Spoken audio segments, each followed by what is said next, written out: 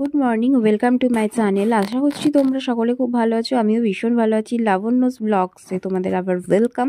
আজকে একটা নতুন ব্লগ তোমাদের সাথে হাজির করেছি, যেই ব্লগটা আমি অফিস যাই সকালবেলা কিভাবে এবং কতটা সারাদিন কিভাবে কাটাই অ্যাকচুয়ালি, সেটাই আমি তোদের সাথে দেখাবো। তো আমি সকাল সকাল বেরিয়ে পড়েছি অফিস যাওয়ার জন্য। সকালবেলা বাড়ি থেকে বেরিয়ে প্রথমে আমি গলির মুখে আসি, টোটো ধরি, দেন আমি স্টেশন পৌঁছোই, তারপর আমি ট্রেন ধরে তারপর আমি যাই অফিস বলতে আমি বালি পৌঁছোই, বালি থেকে বাস ধরে তারপর যাই আমি অফিস।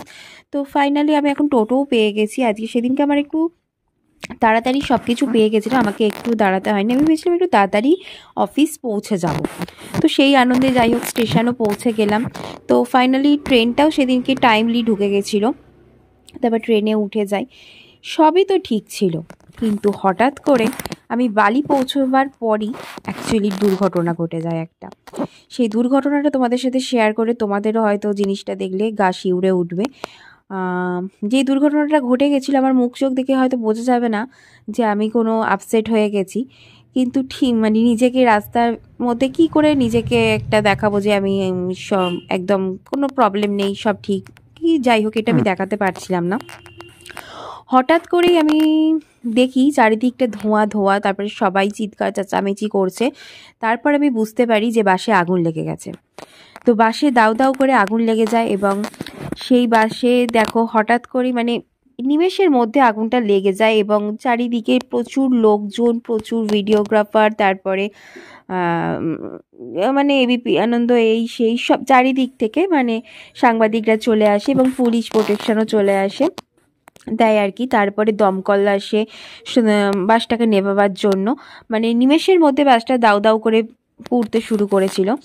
তো যাই হোক সমস্ত কিছু বুঝলাম। এবার চারিদিকে এবার আমি এই অবস্থায় দেখে বালি থেকে যে অফিস আসবো, বালি থেকে বা কোনো বাস চলছিল না। এবার তার মধ্যে যে বাড়িও ফিরবো, এদিকে ব্যারিকেড দিয়েছে, আমার সেদিকেও যাওয়ার কোনো রাস্তা নেই। কিন্তু আমার মুখ চোখ দেখে দেখো যেন নর্মালি কিচ্ছু হয়নি, মানে নিজেকে দেখাতে হবে। মানুষ সত্যি অভিনয় করতে অনেকটা বেশিই জানে। তো যাই হোক সমস্ত কিছু করলাম। তারপরে আমি যখন দেখলাম আমাকে যখন অফিস যেতেই হবে, আমি হাঁটা লাগালাম, বাস তো পারছিলামই না। তার মধ্যে আমি বালি হল থেকে ডানলপ অব্দি হেঁটে যাই, তার মাঝে আমি আবার রাস্তায় পড়েও যাই। মানে বিপদ হলে না, বিপদের পর বিপদই হতে থাকে।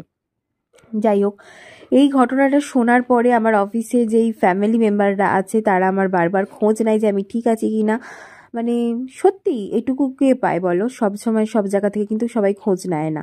তো আমার জন্য এইটুকু খোঁজই যথেষ্ট। নতুন জায়গায় নতুনভাবে কেউ যখন আমার খোঁজপত্র নিচ্ছে, সেটা আমার ভালো লাগা, আমার একটা আলাদা জায়গা।